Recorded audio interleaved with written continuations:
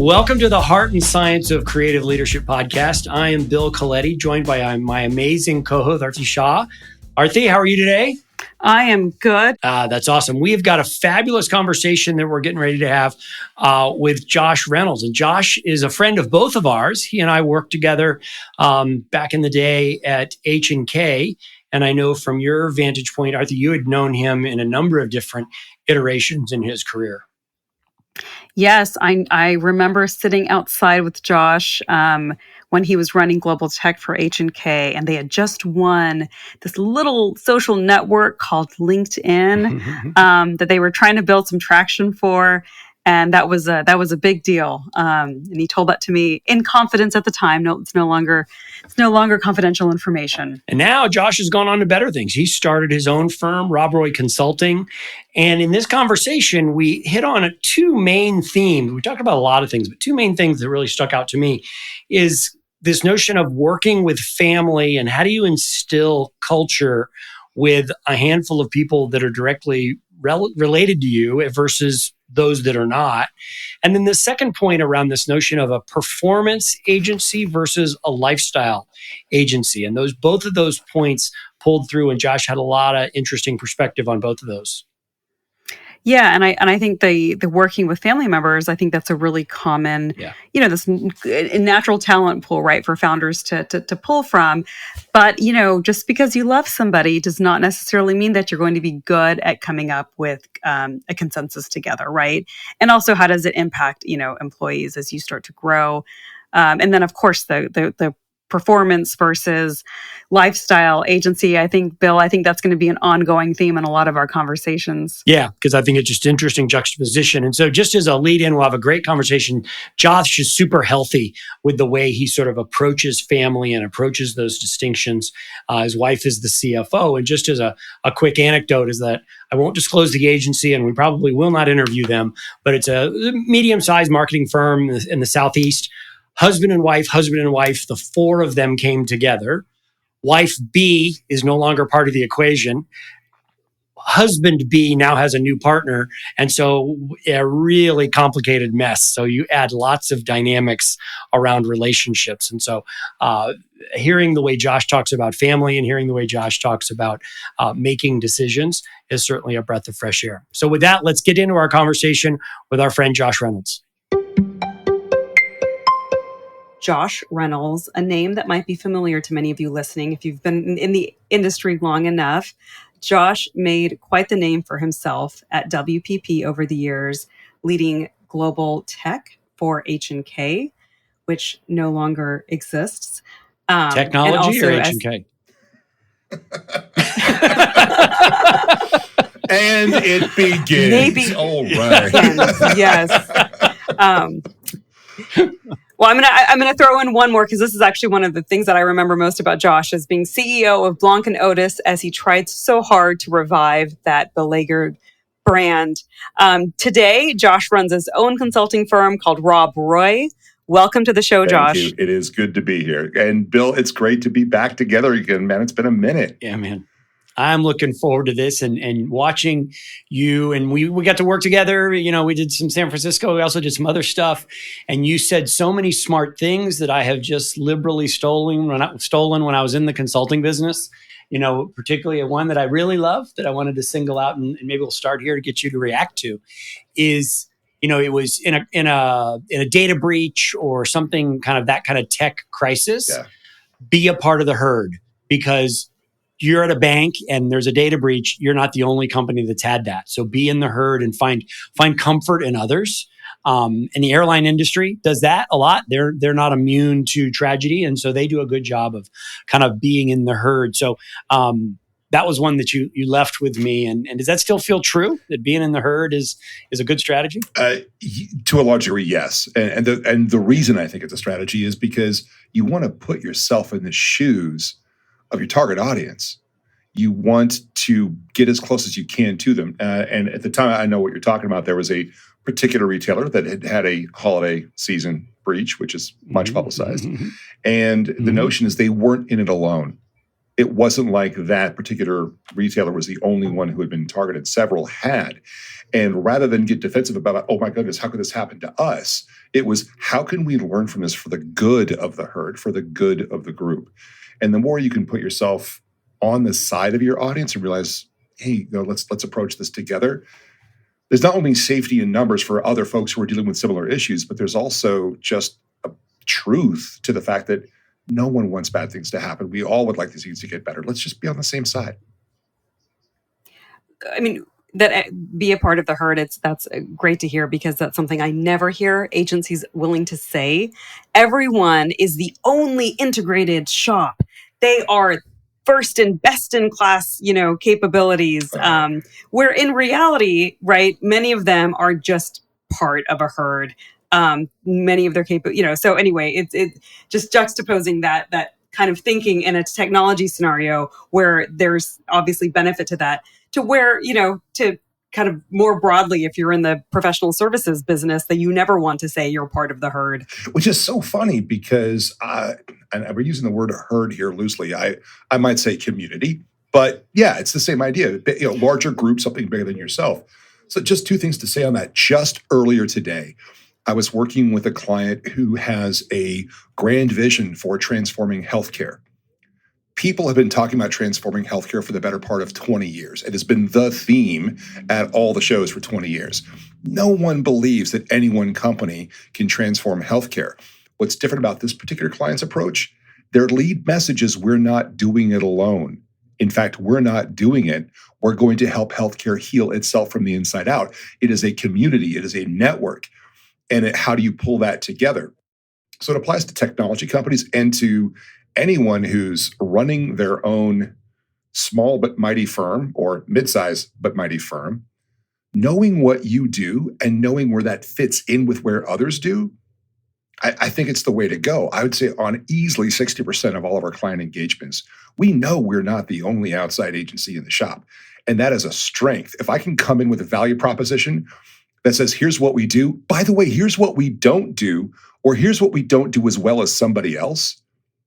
I think modern value propositions are incomplete until you tell someone, here's where we do our A+ work, but here's where we do like just good enough work. And here's where we would be better partnering with someone else. So there's things we don't do that by saying that, like, you earn trust and you play as a partner of a larger community. Bill, come on, man, let's just be honest. Like the role of the WPP mega agency, there will always be a role for giant agencies to play, but more and more, there's a role for a loose coalition of like-minded entrepreneurs who are just honest with each other and freaking real with each other to say, let's share. There's plenty out there. Yeah, so let's talk. Well, when there are plenty, when there is plenty, when there is plenty, yeah, that's true. Well, so let's back to the herd metaphor, but talking about ownership. And so, yeah, I agree that partnerships are great, and aligning comparable assets where there's no equity and whatnot, and their temporary relationships are beneficial. But let's get kind of real about that. There's plenty of ego among owners that don't let that go down, and they don't want to share.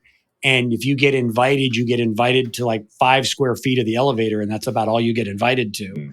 And so talk about ego in the herd, and the herd now being a herd of owners, people that are building and growing their firms and figuring out what's right. How does the ego fit in that when you work with other allies and partners? You said like-minded. Yeah. Not having a big ego is probably the first threshold of like-mindedness.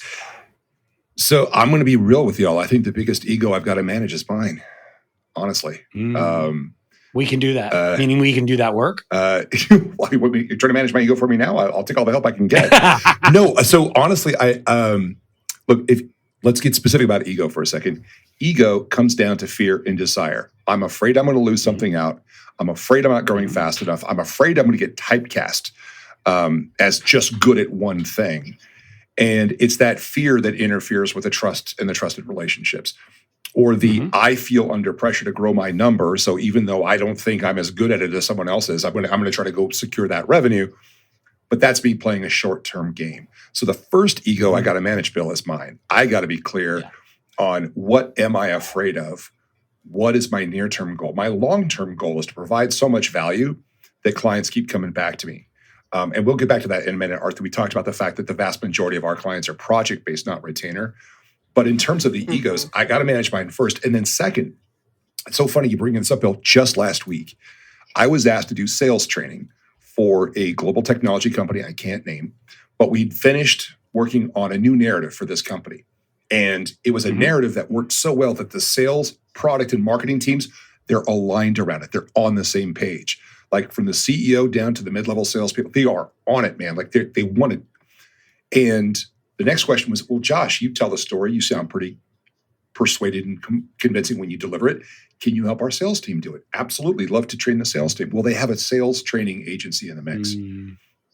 And there ensued 90 minutes of meetings around, wait, so who's going to do what and who's owning what and how's it going to go? Now there's... aren't you the PR guy? Why is the PR guy teaching training or teaching sales? Exactly. And the answer is, well, okay, first of all, I'm not the sales training guy. I'm also not the PR guy. I'm the storyteller. And so my job is to help people tell the right story. Secondly, tell me, sales training agency, what is precious to you in this? What are you defending really? So I don't just manage the ego, I manage the fear. Like, what are you protecting? What is it that's sacred to you? And it turns out they were protecting something that made a lot of sense to protect.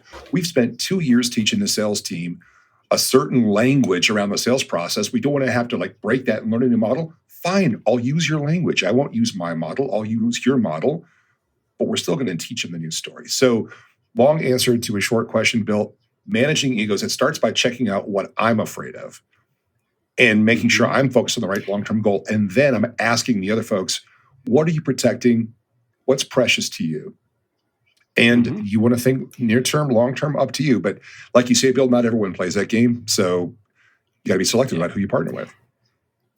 So one of the things, Josh, you called yourself a storyteller. And one of the things that I've borrowed from you is that you don't just call yourself a storyteller. You call yourself that you're in the business of persuasion, right? And that's right. And I've actually borrowed that from you. And I've reminded people in our business, like what's at the core of what we do. And that is persuasion. And so you've built Rob Roy around that's your core offering. And that's why, Bill, to your point, the quote PR guy is coming in to talk to the sales team, because you're not the PR guy, to your point. You're the persuasion guy. Yeah, I'd say that we haven't done more than 10, 15% of our work focused on media or media relations. There are some amazing media relations firms out there that I would send people to and partner to. I think PR stands for persuasion and rhetoric. That's what it really stands for. Because people that have been convincing super smart, often opinionated journalists to write a story and include a particular message or a particular thread, that's one of the toughest things you can do. I was trained as a criminal prosecutor, and I think being in media relations is harder because I don't have orderly references and data points in a system. I just got what my clients told me, and I got what the reporter's going to write. This is a body of people in the creative services realm who work in persuasion and rhetoric every day, and we forget that there is both a science and an art to it, or if you will, both a heart and a mind to it. There's a rational and an emotional part to this. It is about persuasion. And when we founded the firm, we founded it on one core belief. The most persuasive thing you can do is to find the truest thing to say, both intellectually and emotionally. And it's the story that creates the emotional aspect of that. So I love that. And that just sings to me. And I really appreciate that. I want to talk about the market realities of that. I get that's your truth, but I want headlines. I want, butts in seats, or I want whatever I want as the owner, as the client, as the client, I want an outcome. And this truth stuff is not really what I'm ready to talk about. How does that help me get on CNBC to hawk my wares? Yeah, so it turns out that it actually does drive revenue, both near and long term. In the realm of B2B tech, my firm and I have done research for the past several years, and it's all free. And you don't even have to give us an email to look at it. It's on the website. easily downloadable, with no gated stuff. And the tech world has been facing a crisis of trust for a while. The vast majority of B2B tech buyers assume that the salesperson or the rep they're talking to is not telling them the entire truth. Vast majority just assume that, which means the burden is on you to earn their trust. And one of the fastest ways to earn their trust is to tell them what your product doesn't do and to tell them how to protect themselves from all the hype that's out there. Gen AI is transformative, and it's about to lead to this amazing masquerade and cascade of colossal mistakes because people are going in way too quick, buying into all the hype, and then there's some amazing mistakes already being made. A vendor who wants to earn trust tells the truth. The vendor that earns trust gets more leads. And so I'm not walking in with a philosophical version of the truth. I'm talking about say what's really the most important thing to say, right? So in the case of Gen AI, the truest thing to say is if you're an executive, you are terrified that you've missed the boat. You are afraid of missing out and you're about to rush forward, but there's no advantage to being the first lemming over the cliff.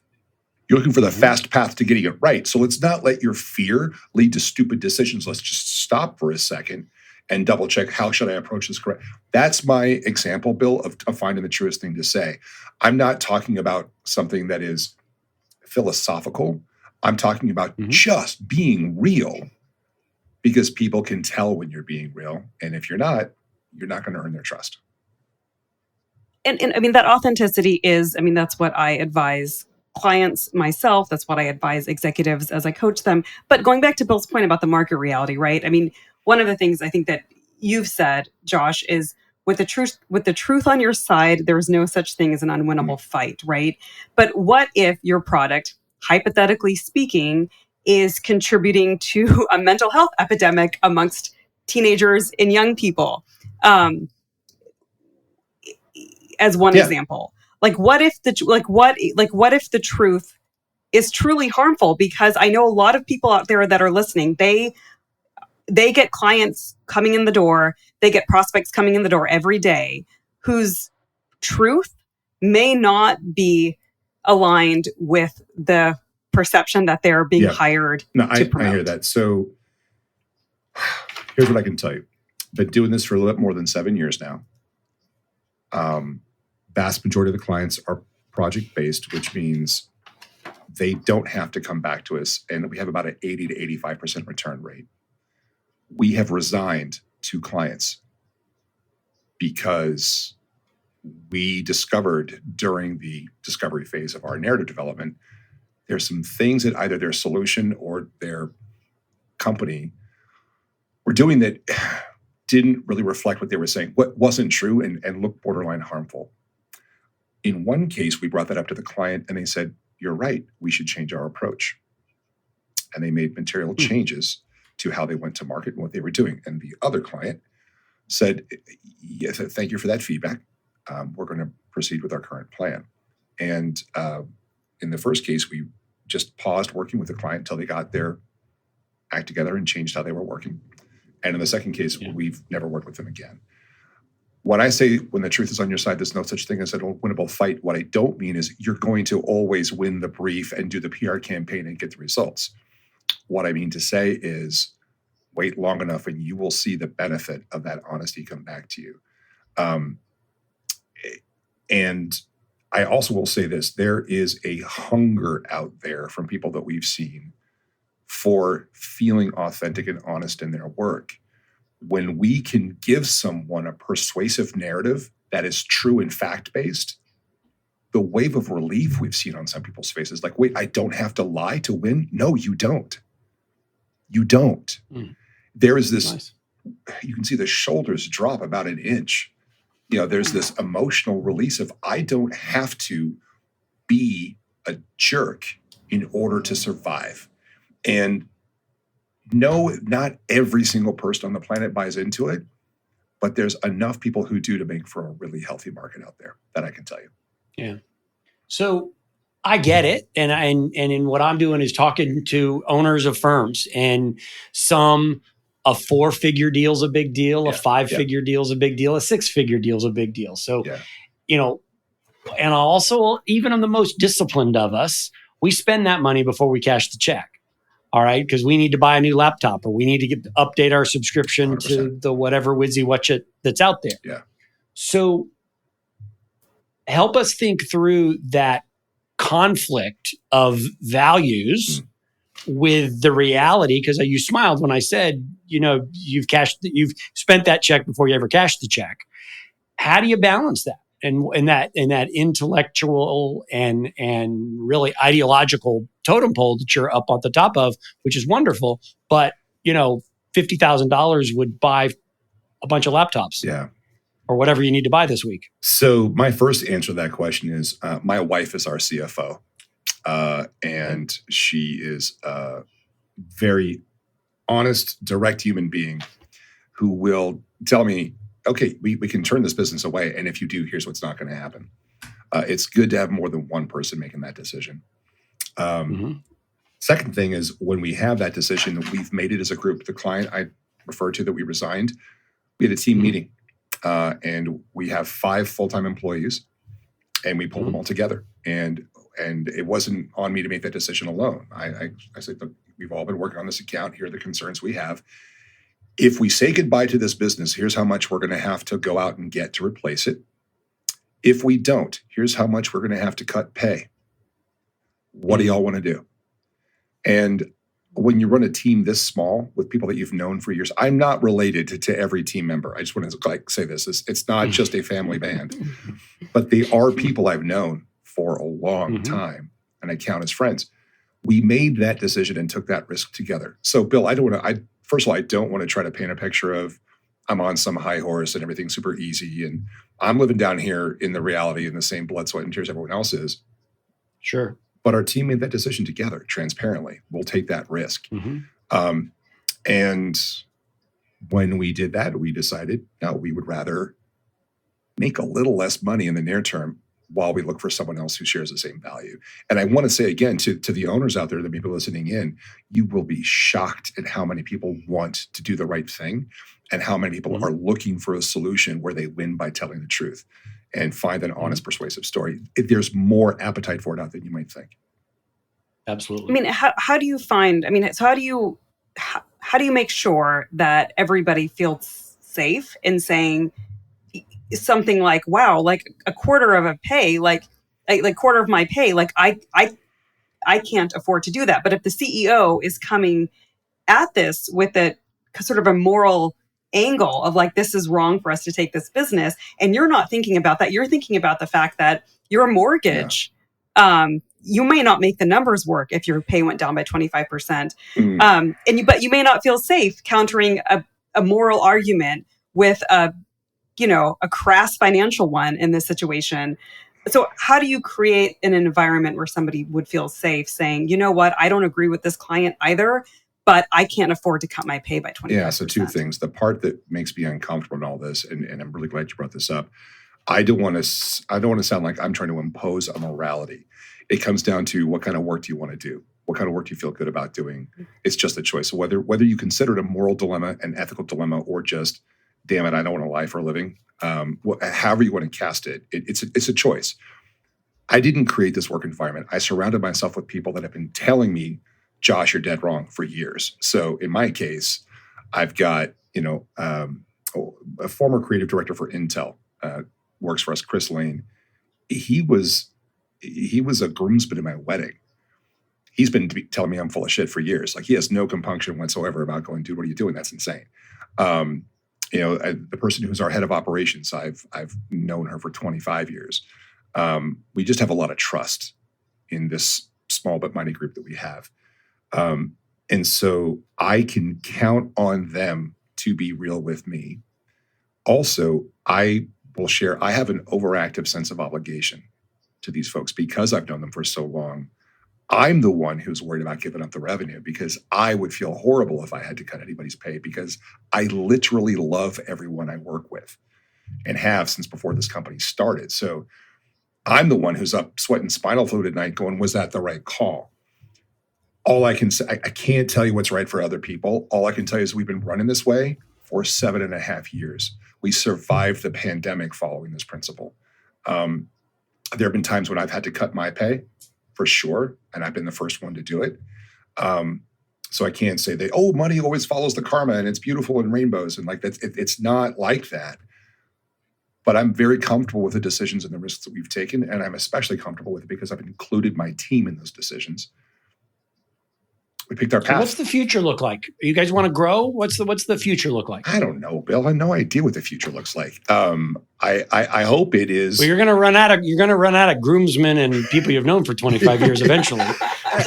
Maybe. I don't know how big your wedding was, but maybe not. Well, yeah, no, it was a small private affair, but I'm under no pressure to grow. Fortunately, when we founded the company, we got all of our funding came from our first major global project, which was helping Nissan rebrand its mobile intelligence brand positioning. And that was the first project, and it funded the firm for the first year, which was amazing. The future is more of the kind of work that we're doing. The future is teaching more people outside of our agency to do it. I actually don't care if my agency grows. I care a little bit more about, do more and more people benefit from the kinds of approaches we put together. So about a third of our work now, Bill, is actually training and educating and teaching other people like all the tricks that we've got put together and teaching all the frameworks that we have. A third of our work is finding the narrative, and the remaining third is actually creating the content and the bespoke materials around the narrative. But the future is more and more sharing what we have and teaching and coaching others. And it would be kind of cool if everyone felt really comfortable and confident and passionate speaking their truth and asking smart questions and not worrying about it so much as people do a lot of the times. Like, I would love to see that happen. And so I don't care if my team gets bigger. I just kind of want this idea to catch on. Well, so if you mentioned, so a third of your business is trainings, which are like frameworks and methodologies. Who owns those? I do. Because that's, you do. And solely you, right? So then if you don't necessarily need to grow the number of people you have, if you can develop enough value for those, what these frameworks, these methodologies, you could just sell those. And I mean, how is the agency structured? In that, sounds like you are the sole owner. We are, yeah. We are an S corporation. I am the sole owner. And hey, Josh, is this your first adventure in entrepreneurism? Yes. Rob Roy. Okay, sorry, didn't mean to interrupt. No, not at all. It is my first venture, but I had the luxury of. So after I left WPP, I spent 2 years as the chief marketing officer for a data science company, and in my employment contract, they gave me room to consult on the side, and that was because there were some holdover clients from B&O and H&K that I wanted, sometime to still advise to. So I had the freedom to continue to consult on the side. I had 2 years of that, and then all of a sudden, the side gig had so much potential. I wanted to jump in and do it myself, and so with the blessing of that data science company, it actually became a client for a time. I opened up Rob Roy. As an S corporation, I am the sole owner. The people on the team know that we're not really trying to sell. Like, we're not following that traditional path of, let's get to 50% comp to fee. Let's be an attractive target.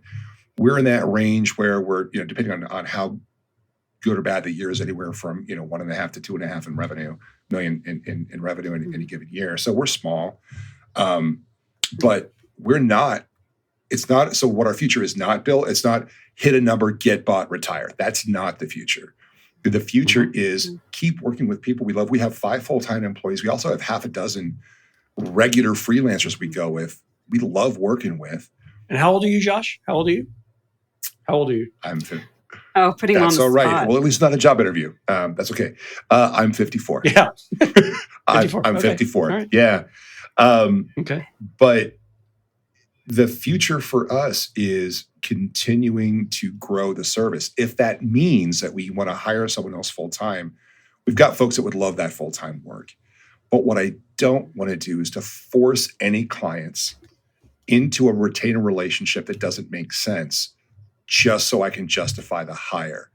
I want the clients to dictate the shape of the work. And we've got 5 or 6 clients that are very happy with every year they come back for another project, right? And we got one that's come back 7 years in a row. There's no retainer, nothing that says they have to. But I kind of like the fact, and Aarti, we talked about this as well. I know that you work for it. There's a pride that comes from they value the work so much that they came back on their own. Right. So I like that. But I don't think, Bill, we're not trying to hit a certain number or force a target. We just want to see how good the work gets and how big that takes us. So I want to go back to let's be real about what it's like to work with people who you literally love, right? I mean, as someone, I am in the process of working with my siblings to plan a family reunion this summer, and I love all of them, but my gosh, simple decisions have become quite complicated. My husband and I we'll talk about what we want to have for dinner one night and where to order takeout from, and that gets complicated, right? So because you love someone does not necessarily mean that decision making is going to be easy. In fact, in some ways, I think it can be more complicated. And I'm thinking about, again, I'm going to go back to pay here for a second. So if we're talking about year-end bonuses, right? Josh, you're the sole owner, that's great. How do you, when your wife is CFO, whoever does not share the Reynolds, last name, literally or figuratively, they are going to look at this and say, well, maybe the wife didn't, what does it matter to her? Because she essentially gets whatever profits you see, right? So it does create some tension. I would think you may, your best buddy who was a groomsman in your wedding may love you to death, but it's going to start to wonder at some point, is he getting his fair share for his contributions? How do you manage that? And because I've worked in family-owned businesses and I've seen this resentment sort of start to percolate to the point where it can get toxic if you don't nip it in the bud. And because of the friendship, it gets very difficult to talk about as well. Chris, if you're listening to this and you're feeling weird, let's get beers and talk about it. Just want to call that one out. This is for promotional purposes only. Thank you very much. Aarti, I can see why you'd ask the question, and I can see how that would be a concern for most people. It's actually the harder conversation, just being really real, the harder conversation is between me and my wife, the CFO, because I am the one who cuts my pay first. I'm that guy.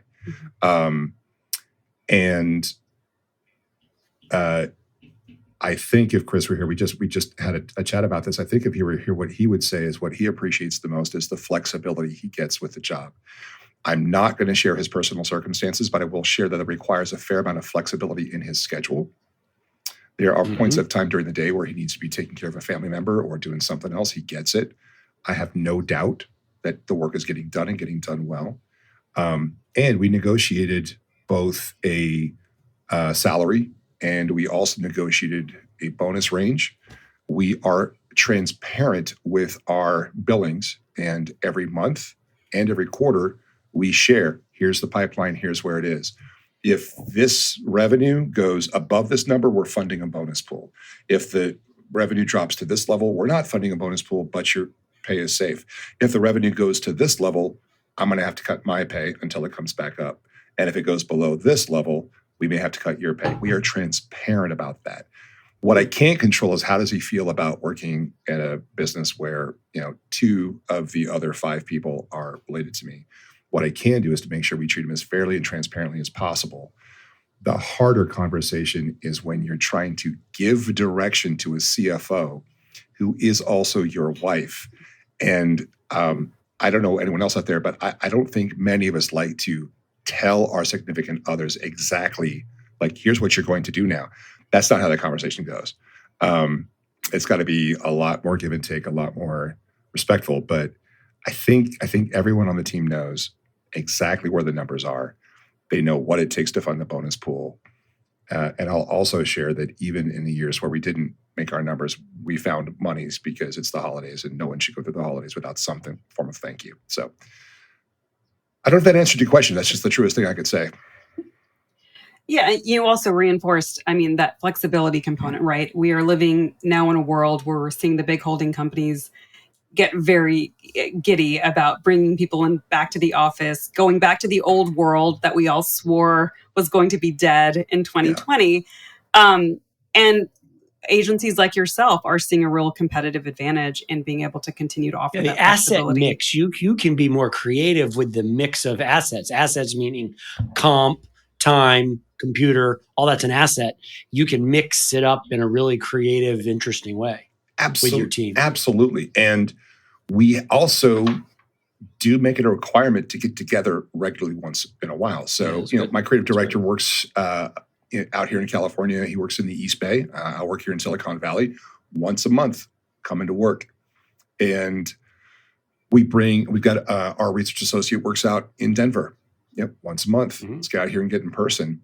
Perhaps the most important thing we do is we get drinks together after work. Like we'll do a brainstorm session together, work the whiteboard together, the old-fashioned whiteboard with markers and erasers and all that, and just spend time together physically. Thank goodness our head of operations and I are here at the same office together. She's the most organized, structured, reliable person I've ever met. And I'm glad that she's here in person because that rubs off on me. But for everyone else, Bill, you're right. You should have the flexibility to be where you need to be, work asynchronously, and then find some way to keep the ties together, doing something once in a while. But I'm not going to tell my employees when they're most productive. They've got lives, right? And I have to just trust that if the work product is getting done the right way, it's going to be okay. I think a lot of people are seeing and experiencing that. Josh, answer this question in two parts. Sort of the pre-entrepreneur Josh and Josh of today. How do you define success? How did you define success and how do you define success? I don't know why, but my heart leapt in my throat when you asked me that question, Bill. That's got some heat. It's a hard question. It's a great question, but it's a hard question. I would say that pre-entrepreneurial Josh had a very unhealthy relationship with success. I would define it as avoiding failure. Just terrified to let people down. I think it had a lot more to do then with how many people am I managing and how big is my book of business? Bigger is better. Bigger is better. Meaning bigger is better. Bigger is better. Yeah, okay. Not by accident. I was bigger too. I'd say pre-entrepreneurial Josh was about 70 pounds heavier. After, I'm much more focused on, yes, you need money. You need to be able to cover your costs. I got 3 kids. The youngest is about to start college. There's some very real things associated with that. But once you have the fundamentals covered, after that, it really is about, am I having the kind of impact I want to have? And am I happy with what I'm doing? Look, so you asked my age. I'm 54. And I think there comes a point in time in many people's lives where the time becomes more valuable than the money. Because I can always... It's around 55 in my experience. Yep. No, because I can always find more money, right? So pre-entrepreneurial Josh, it was about size of the team, the book of the business, all the things that... Paycheck. I mean, if we're honest. Sure, absolutely. Yeah. And afterwards, no, I want to be able to pay the people that support me. I want to be able to support my family. I want to be proud of what I'm doing. I want to believe in what I'm doing. I do still really worry about, am I having enough of an impact? Like we've taught these models and engaged in this work with literally hundreds of clients that are now using these models. And I'm still kicking myself like, is that enough? Is that enough? I can't tell you where that comes from, but that's the one holdover from pre-entrepreneurial Josh. But afterwards, it's not about the big, it's about the meaning. It really is about the meaning. I'm going to question this 55, this shift that happens at 55. I have not hit that yet, but I wonder if there is a generational component, right? We are looking at a new generation. And again, I feel lucky that I think I just squeaked past that I'm not part of this group. But I mean, I read the economic sort of reality that they're facing, which includes a staggering amount of student debt, house prices, right, that are, starter homes were at 7 figures easily. Today, now we're at interest rates at 9%. I don't know that they are going to be able to hit a switch at 55 and say, you know what, my time is now more valuable than my money. And I know enough people that are on. I'm on the cusp that I said I think I squeaked by, without any student debt and some of the things that all of this new generation is facing. But I know enough people that are in that reality. that I just think that the days of, getting your house for $400,000 and having it paid off by the time you're 55 are not the reality anymore. So I just don't know if today's entrepreneur, if you're starting an agency today, you're 32, you may not have the same luxury to say, you know what, I'm going to do this for 10 years, 15 years, and then I'm going to switch gears. I mean, when you're looking at $250,000 per child per college. No, so I will say two things. I agree with you that it's not limited to the let's be honest, Bill, middle-aged white guy that's like, what's it all about? Like, not everyone has to have that David Burns once in a lifetime moment. But what I have observed is the younger generation is extraordinarily concerned with purpose, personal purpose, very purpose-driven, very purpose-motivated. And so if I could reframe it, I would say, doing something I believe in and doing something I believe will help the world around me does appear to be a generational difference. I also will openly call bullshit on the myth that if you just put in your time for some large company, or if you put in your time at a VC-backed startup and earn equity, that if you sacrifice your health and happiness and family time now, that there's a payoff later. I don't think that's real. I think that's an unhelpful myth that's been promulgated. And I wouldn't wait until you're in your fifth decade to start doing what you believe in and using your time wisely.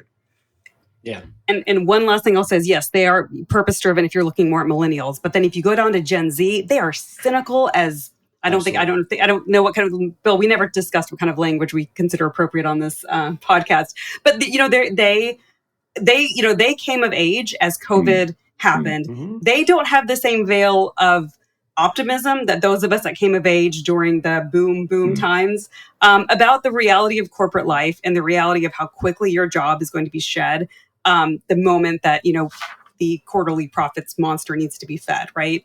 And I mean, I follow a lot of these Gen Zers on TikTok, and their attitudes about work are that they're not actually seeking purpose from work.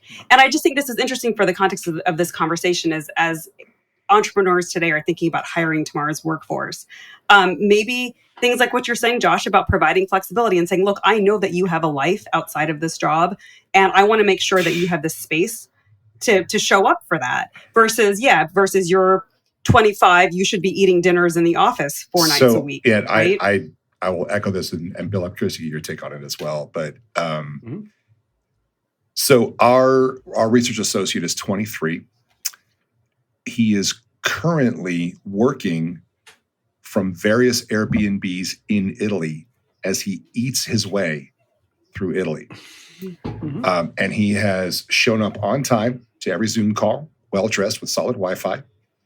And when our clients, who tend to be older, slightly more conservative professionals, hey, where are you in Ireland from, man? Genoa?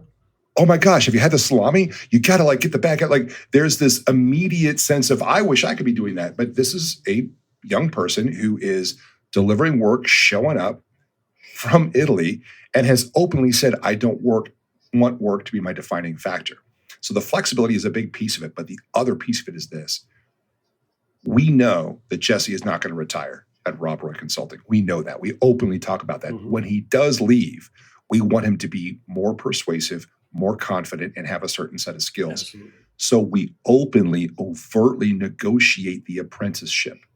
For that cynical group, Aarti, that you're talking about, we're not here, come here and make the world a more honest place. That's not the pitch. It's, we believe being honest drive sales, stock price, employee retention, and every other business measure you care about. We can show you a connection. You're going to work here for as long as it works for you. And when you leave, you are going to be a Jedi in persuasion, which will help you in anything else you do. And that is the conversation we have with this guy that's... But when Jesse leaves, will the client leave with him, or this is why, a lot of agency owners will say they need their firm to be a place where people can grow, because when the talent churns, the clients follow shortly after. For whatever reason, I'm not worried about that in this case. And if there's a client that does follow Jesse, God bless him. I'll go find a new one. Yeah. So my take on that is, I get So I talked to 3 different types of owners. I talked to the entrepreneurial curious, sort of the emerging and the established. Okay. Those are the 3 owner basic big buckets that I'm talking to. Those entrepreneurial curious, depending upon where they are, 30s maybe. Some of them are in their 50s, entrepreneurially curious. But that younger cadre, I say, go find a mid-sized firm, maybe a little bit bigger than Rob Roy, but go find a mid-sized firm, get as close as you can to the principal, learn the business. Don't learn the BS, because if you stay too long at these big companies, you'll learn the BS, but learn the business, learn the billing, learn how do you manage time off, learn and understand what a 401k is and a simple IRA, learn that stuff, then go start your own firm, then go take that step. And so what I am seeing in that group of sort of 55 to 75-year-old owners, they said too, just like you, they don't want to sell. That's not their future. That's not what they're going to do. They're just going to do it, but they're over it. And they would like to figure out, how do I extract some value out of this? And I think what the opportunity is for that new person starting in the firm that may have been around for 2 or 3 years is to structure a really creative buyout so that the principals, you and I, get paid over the long haul with amazing new energy that we actually trained really well. Right. And sort of understands and knows our business. But that's not the deal on day one. We're not going in that way, because I think that there are owners of firms, 55 to 75, that are like, okay, I'm too small to get bought, and I don't want all the attenuating BS. And by the way, the buyers are going away anyways. But I don't want to do this anymore. Right. I really, quite frankly, don't like it anymore. So I want out. I think there is a cadre of 30, 40-year-olds that could be looked at as buyers of firms, but they don't look like traditional purchasers. And the seller needs to become more creative. I think that's the big future we're going to see. And then I think the more entrepreneurial firms are going to bolt together a $2 million firm with a $5 million firm and make a $12 million firm and really, really have a happy, wonderful life for the next 20 years. So in that picture, that's the arc I see. So in that picture that you paint, Bill, what I'm curious is this: in order to get that next level down of talent to stick around, it seems to me like apprenticeship needs to be dialed up a lot more, like an overt. Would you agree? What's your take on that? Absolutely. And apprenticeship, and you got to let them in the rooms, all the rooms. You're doing that already. They're in all the rooms. They're in the client room. They're also in the compensation room, the client decision room. You got to ask them to be in the room and part of those conversations.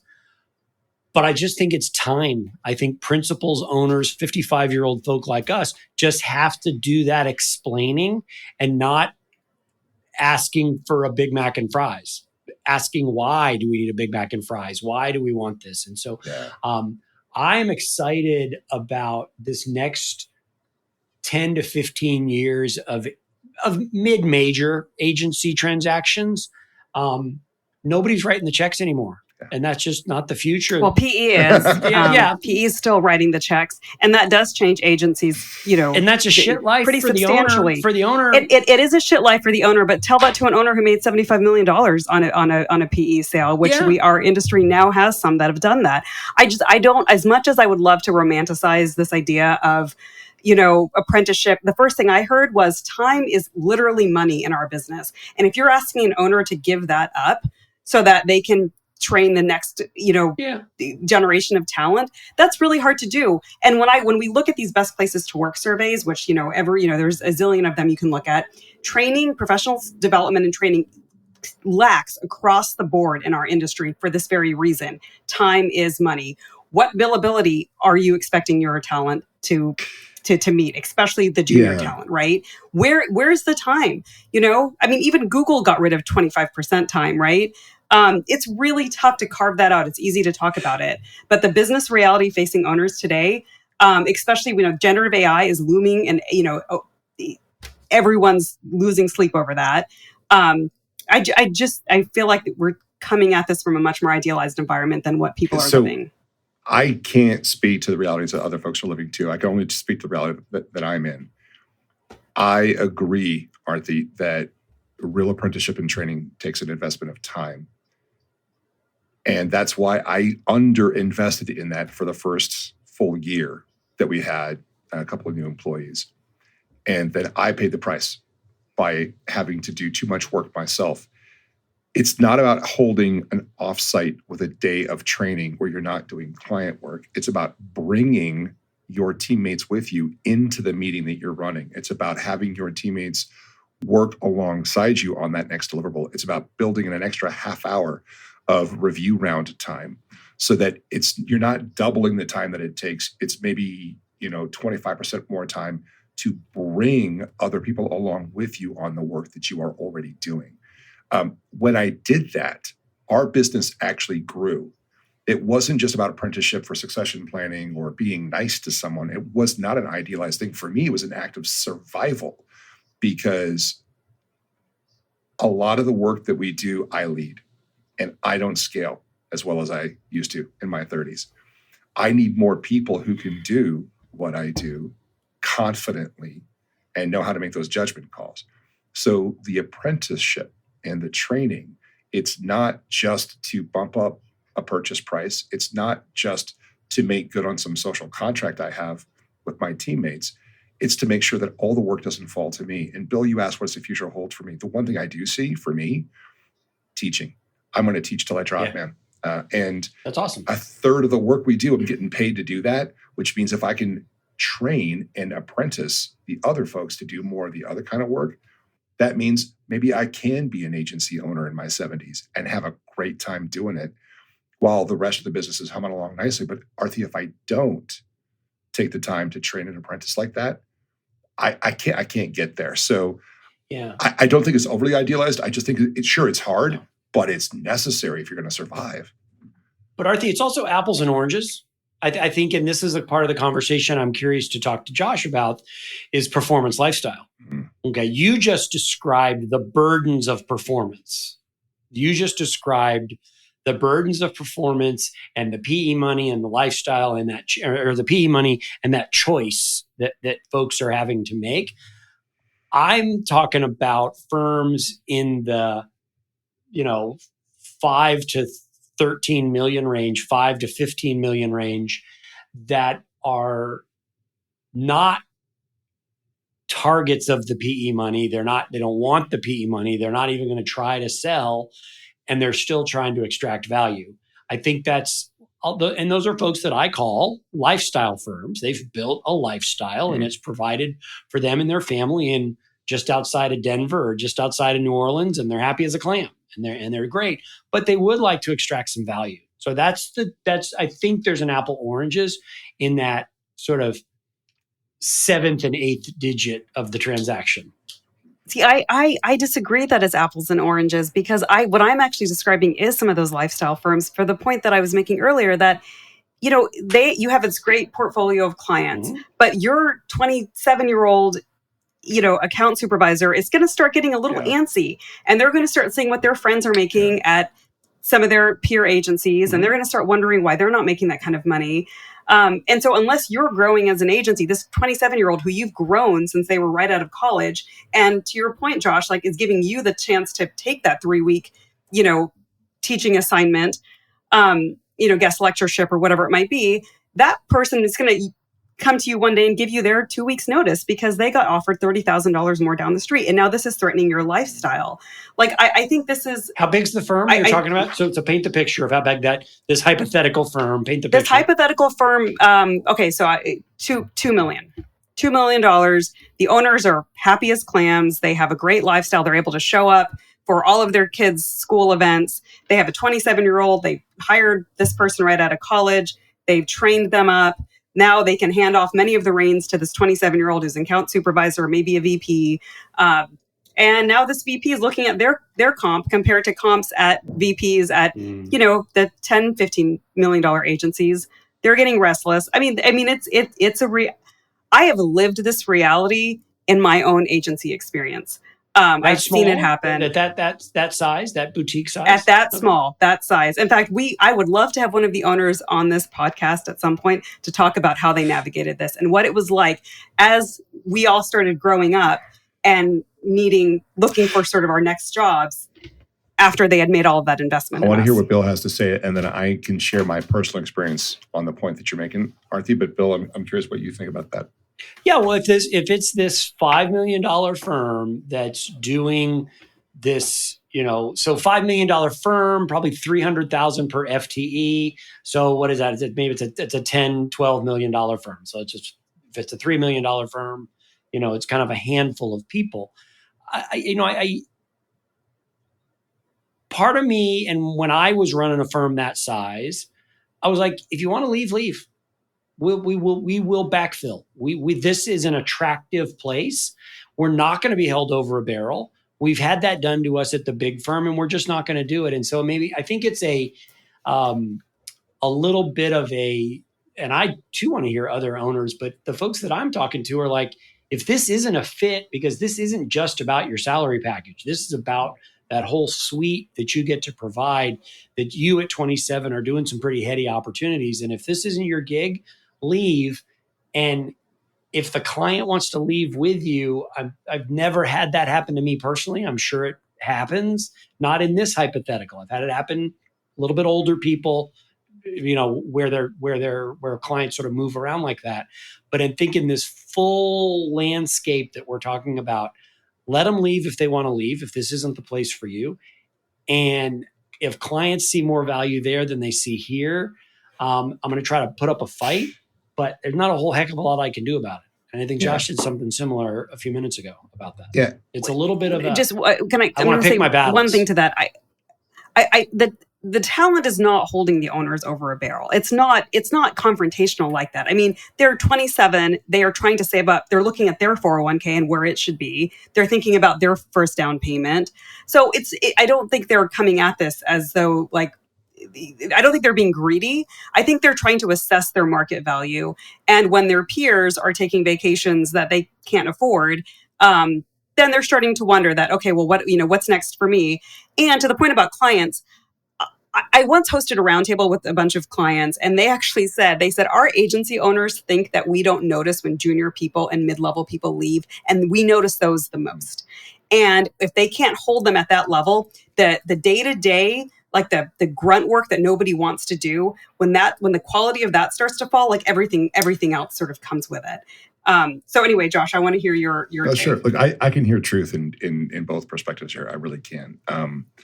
For the lifestyle agencies, it's a really interesting term. I actually hadn't heard that before, but I am partners with and close contact with a couple of agencies that are more traditional retainer based, about 30 people, that $5 to $10 million revenue range.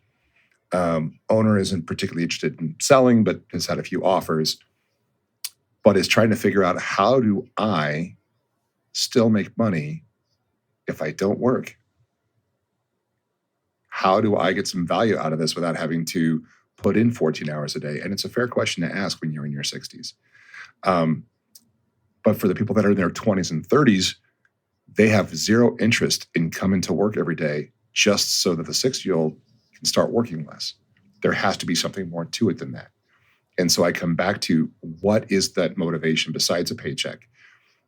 Is it part ownership? Is it doubling down on apprenticeship?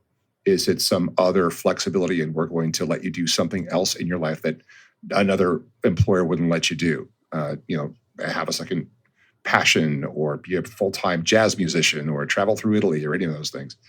But there has to be an explicit, overt agreement where there's a win-win that's negotiated. For the point on younger people wanting to leave, I when I was at Blanc and Otis, we had on more than one occasion some really smart people figure out that if they went somewhere else, they could make a lot more money. And despite the CEO of Blanc and Otis title, I think everyone knows that is a glorified general manager position, and the decisions on money are being made in London. So CEO may not be the right title for that role. But shh, don't tell anybody. That's a big secret. I don't think it's a big secret anymore. But what I would say is, in that conversation, you just have to be honest and say, here's what we can do, here's what we can't do, right? I can go to the mat and see what happens with the money. We can make sure that we're doing more on training. We can give you more flex to do this. We can make sure that I introduce you to the next client CEO. So you form there are things you can do. So your initial question, how do you hang on to the right talent in this market? I don't think the goal is to hang on. I think the goal is to say, here's what we have to offer. Is this a fit? And just to be really honest and transparent about what you can and can't offer and about what you're doing.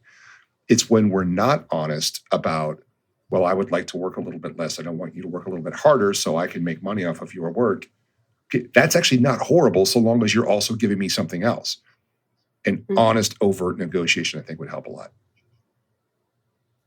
Yeah, and I don't want to downplay the benefits of some of those things that you talk about. I mean, as we talked about at the beginning of this, or at some point in this call, the value of flexibility, right? And that's a competitive advantage. Our industry has famously lost people, primarily women, when they had children because their needs changed. Hopefully we can make that more parents now so that it's more equitable. But yeah, I mean, so obviously there's huge value in that. But there is also a tipping point where I think talent does start, where your financial compensation does matter quite a bit. And it should. And part of that is, part of that is maybe when you are starting a family for various reasons. You look at private school tuition and you're just like, shoot. So yeah, and I know we've been getting, this has been such a great conversation, Josh and Bill, that, I know we've gone well over the time that we normally allot for these conversations. And let me do one last thing, just because I'd love to get Josh's take on that performance lifestyle thing, and then Aarti, I want your reaction, obviously, as well.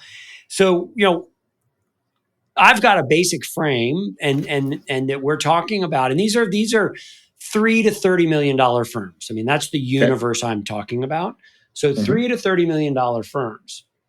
And mostly on the smaller end of those numbers, you have what are lifestyle firms. Folks where 1, 2, 5 principal owners are paying themselves somewhere around $500,000 to $250,000 to $500,000 a year. They've got a handful of clients. They've got a handful of employees. They're long-term employees. They're right fit employees, and they are building what I would say, Josh, is what you are building. They are building a firm that provides a lifestyle for the principal, and they are making lifestyle decisions. And I don't mean that in a pejorative or a put down way. I mean that in a very descriptive, enriching way. Yeah. Contrast that with growth firms that are trying to grow for whatever reason, exit, sale, whatever, but ego that they are trying to grow. They're still paying themselves kind of those same numbers. Maybe the bonuses get a little bit bigger, but the headaches are troubled. The headaches are 3 to 4 times on that journey. And so I'm an advocate for lifestyle firms. I think I see, and that's who I spend a lot of time talking to and locked up value within lifestyle firms. But there's also growth. But those two choices have to be A, intentional, and be honest. Because I think that firms that are lifestyle but talk growth are just lying to themselves. And folks that are growth and think they have great lifestyle are lying to themselves as well. Love your reaction. I think you just caught me on something I've been lying to myself about, so I appreciate that. No, and I mean that genuinely. Well, not lying to myself. I wouldn't go that far, but that I haven't figured out yet. I'll put it that way.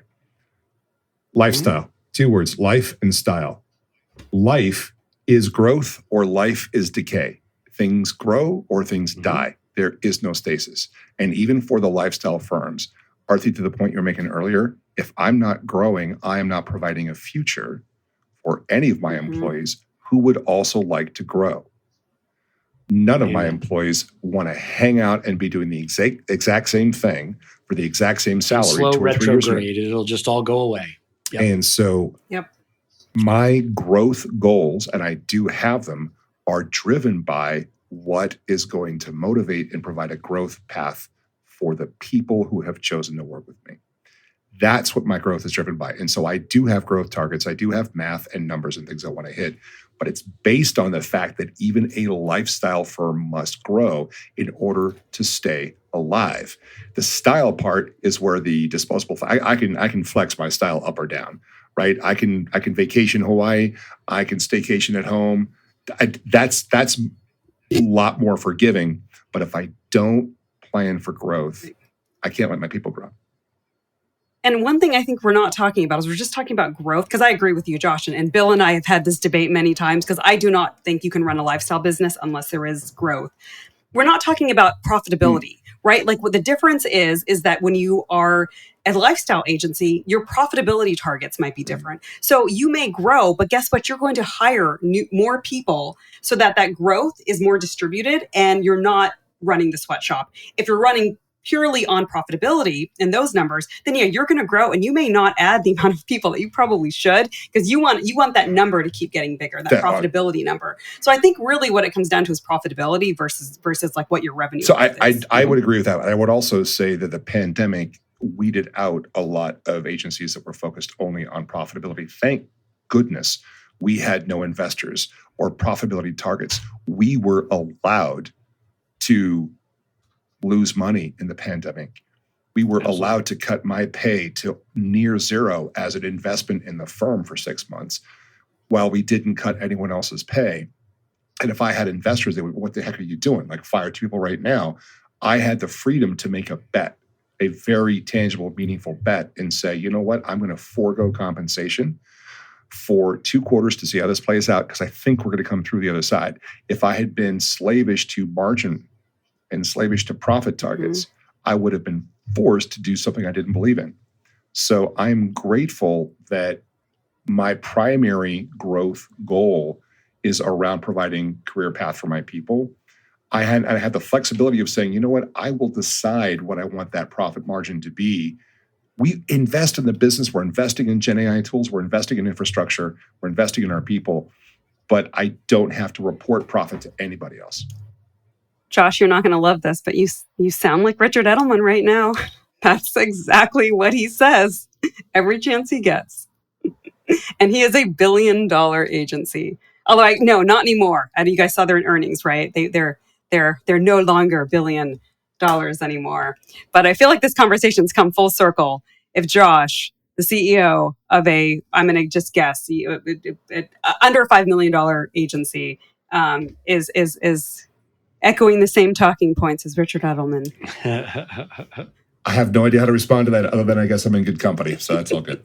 Yeah, a blind squirrel finds a nut every now and then. Well, he also has several people with his last name at his agency as well. So maybe you two have more in common than you think. Yeah, I hope, again, Chris, if you're listening, that's not the takeaway, and let's get beer soon. So I know. I think I found my voice as a provocateur in this conversation.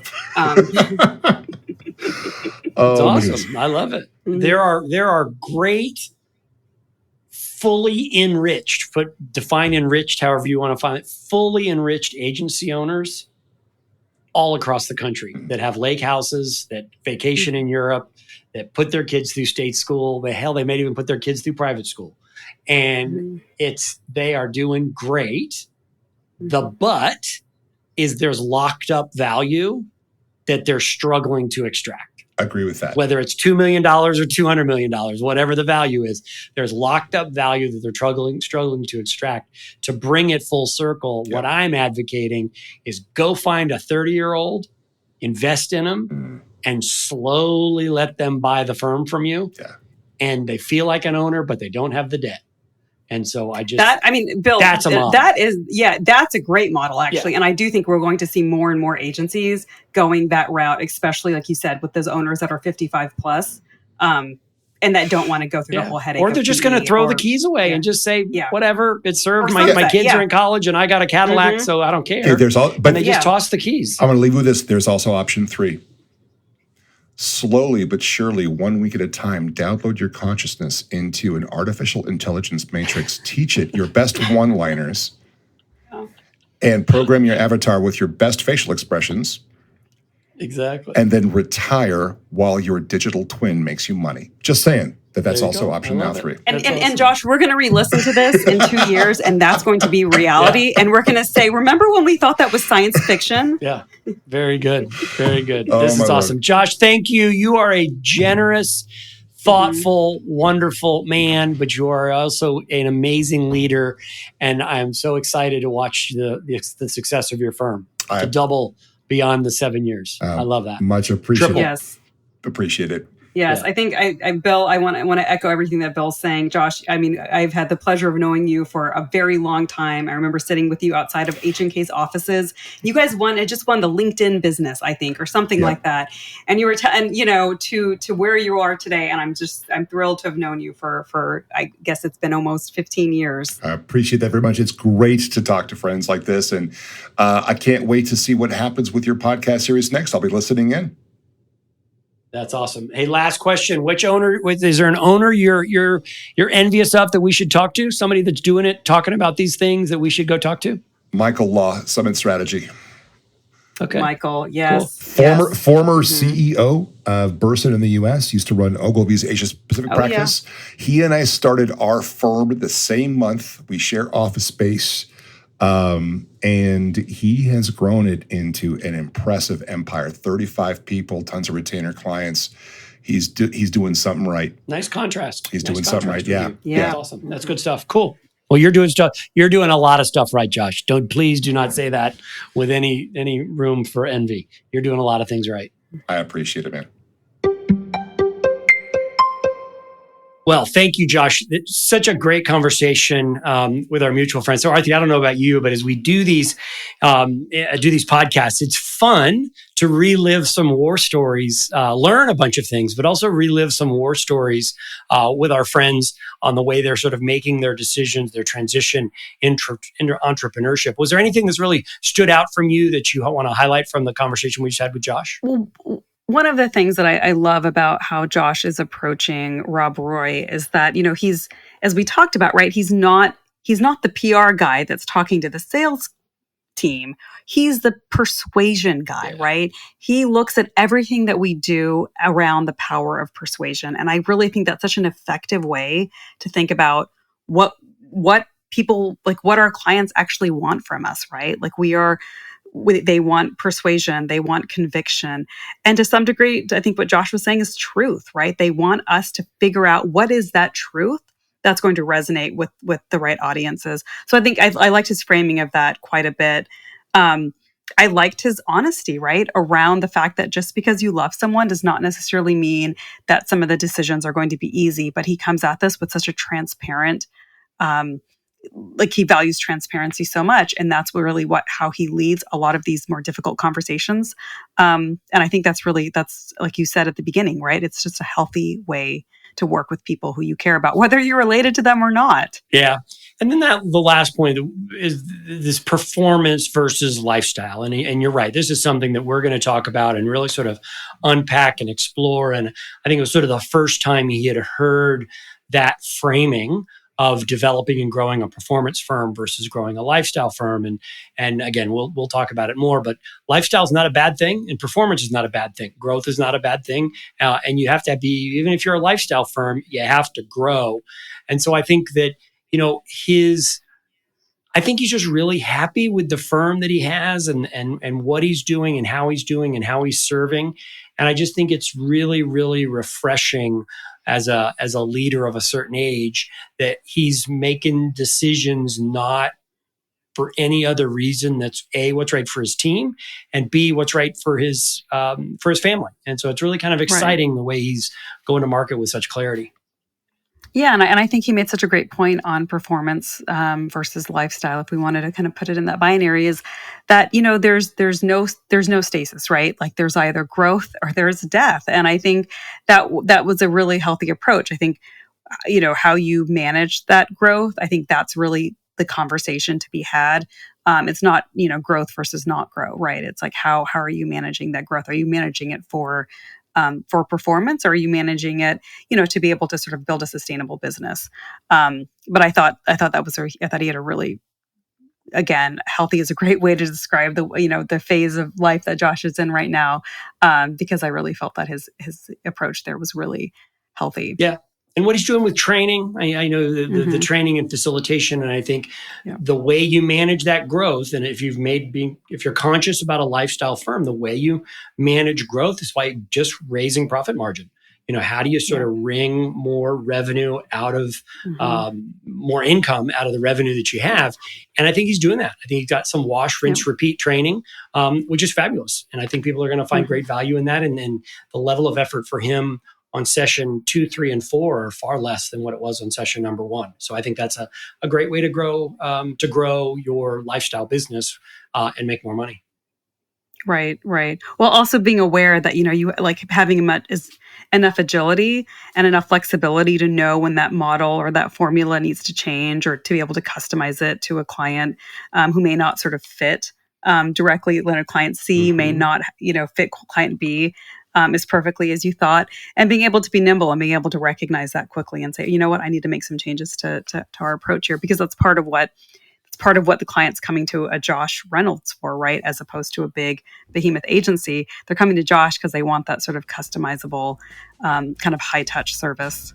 Yeah. Well, thanks for listening to the Heart and Science of Creative Leadership podcast, where we're talking to owners of creative agencies about their methods, milestones, and mistakes. Thanks so much, and we'll see you next time.